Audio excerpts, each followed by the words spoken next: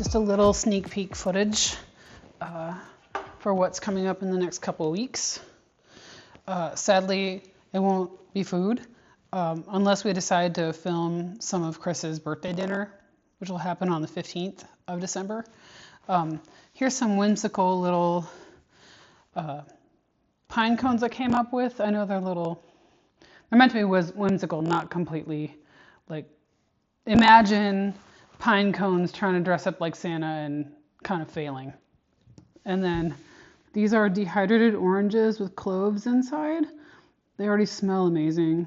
And then these are little sweet gum balls that everyone hates to step on in the South. I've painted them with silver glitter and put on golden jingle bells. So, won't be a typical Christmas video until Christmas. So, hope you're ready. I don't know if I am, but I'm pretty happy with these things so far.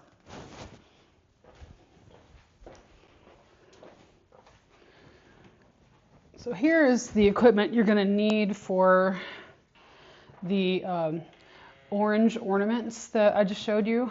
You're going to need an oven that's capable of a dehydration setting, or it can go down low to like between 170 and 200 degrees, probably around there. I have a countertop toaster oven that has several functions, and on there's a dehydration button. So I'm going to use that, and I'm going to use their little basket.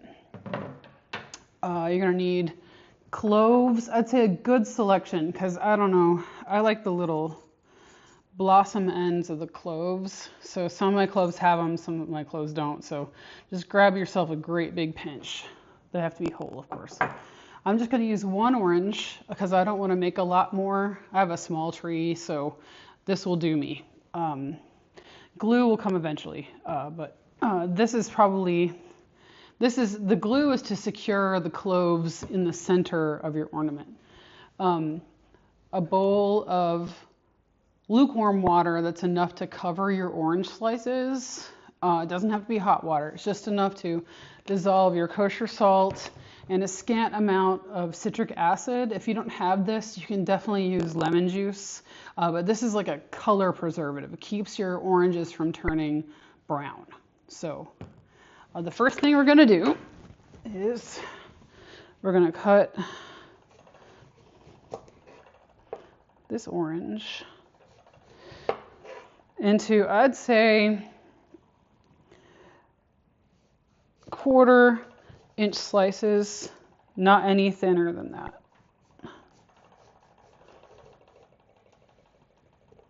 I hear this thing. Excuse me.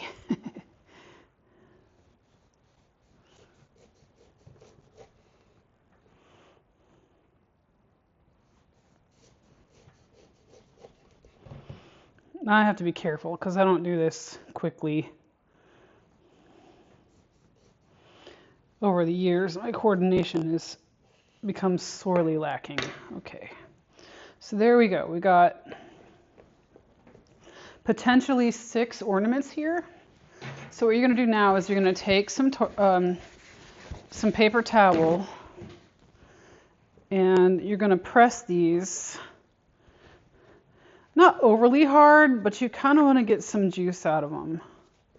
This will aid in the dehydration process, and it'll also compel the oranges to take on the salt water in order to dry them out. So, I don't know, it looks kind of like that. You don't have to take all the juice out of it because the dehydrator will do that for you, and you kind of want to preserve some of the pulp because it looks pretty. So yeah, you know, they're just not soaking wet. Okay, now, in this amount of water, I'm going to put about a tablespoon of kosher salt, and then I'm going to mix it till it dissolves.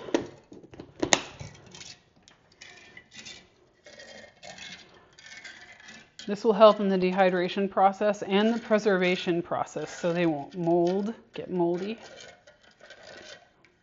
And then I'm going to put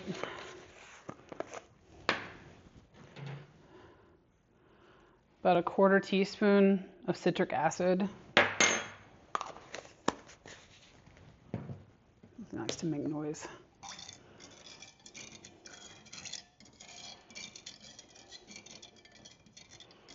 And hopefully these will stack up. You want to make sure they're fully submerged. So, I don't know, push them down in there. Just push them down in there.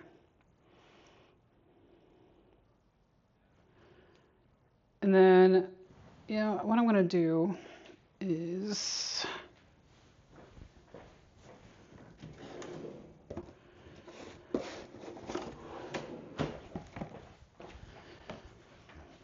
if you're having trouble with keeping these oranges down, which like I am, what I'm going to do is take this and a little cling film.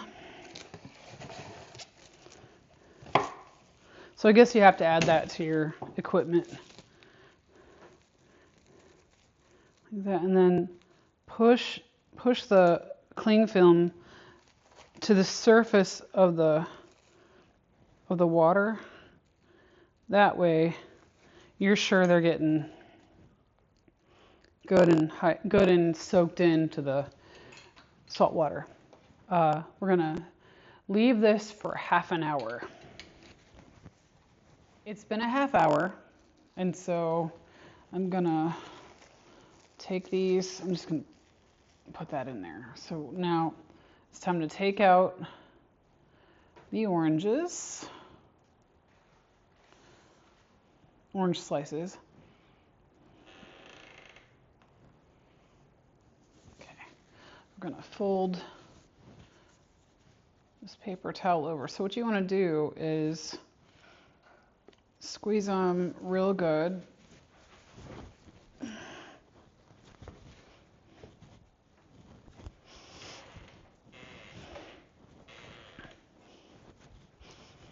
Get as much, liquid off the surface area as you can.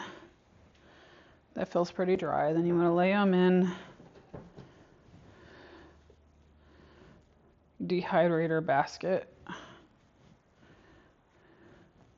Go. Okay.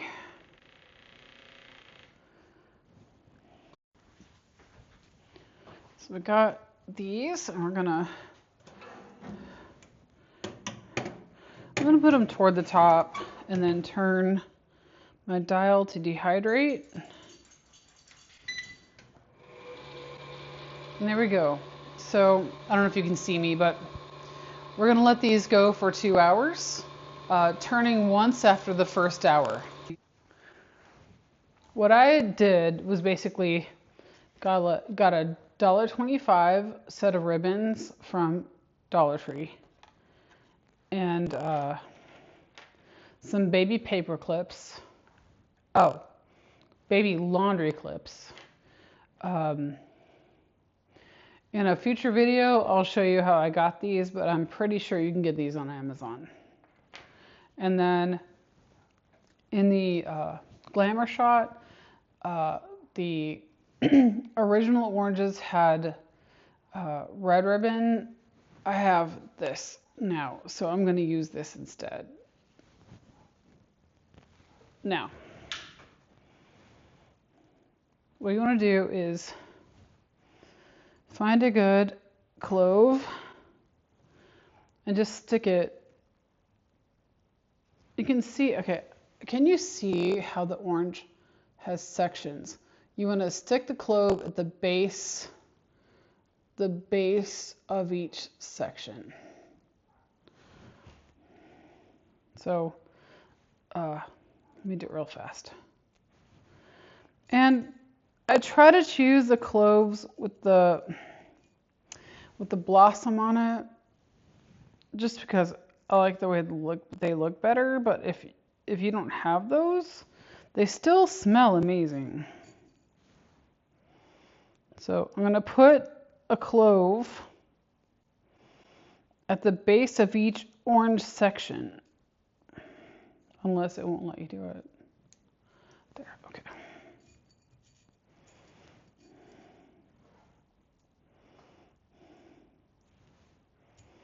I'll show you. Looks really great. Looks really great. Yeah. And then what I'm going to do is I'm going to take some glue, and then you want to go to the stem end. Here's the blossom end. There's the stem end. I'm going to glue all the stems. Just put a bead of glue on all the stems. And then you're going to set it up face down on this basket or something similar. And we're going to let these dry overnight.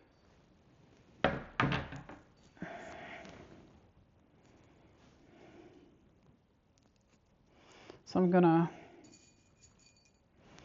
make another one.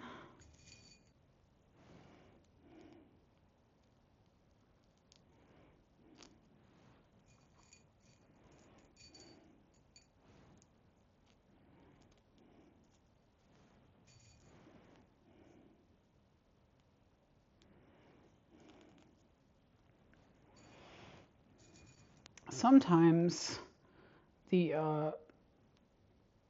sections will dry in a place that's not convenient. Make sure that you can secure your clove in a place where it's going to stay in the orange pulp. I'm going to take this glue and put it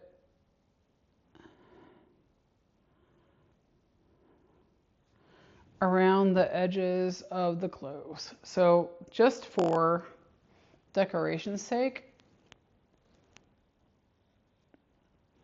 I'm going to show you the next part. So I'm going to choose one of these bows. I guess it's going to be red.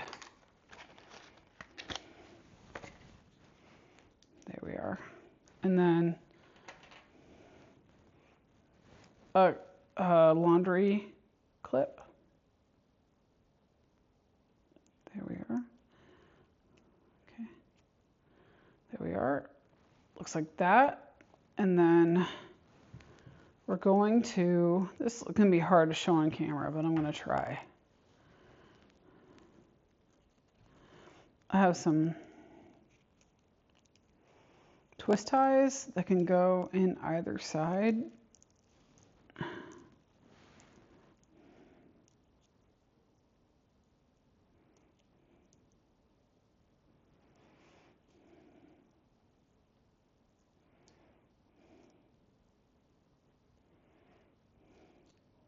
If it doesn't do that,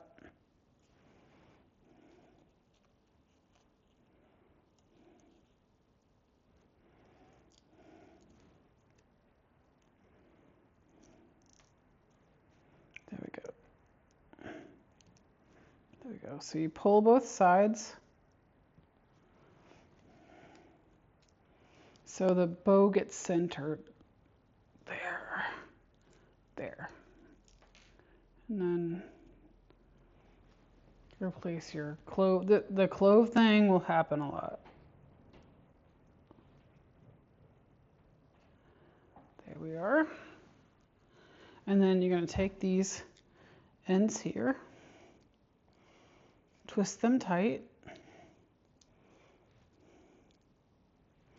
to attach the bow, right? And then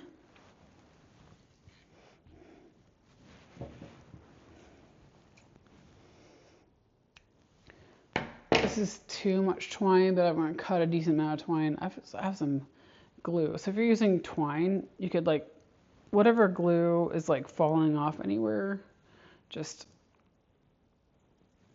spread it on. And then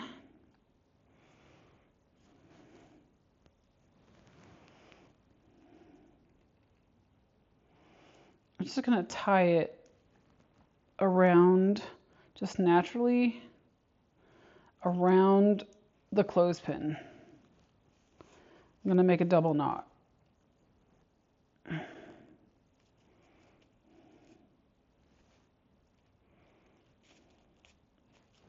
There you are. And then tie as evenly as you can.